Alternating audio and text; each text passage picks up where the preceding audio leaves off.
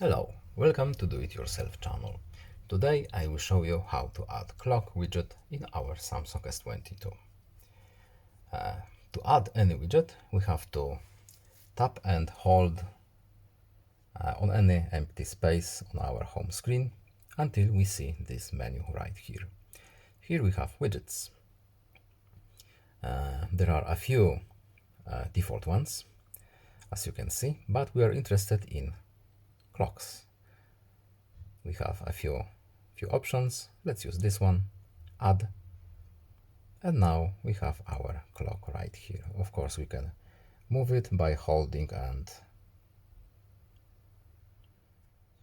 moving on our screen. We can make it bigger, like a window in our Windows, and that's it.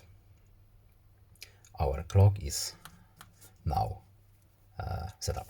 I hope this video is helpful to you. Please leave a like and subscribe. Have a nice day and see you in the next video. Goodbye.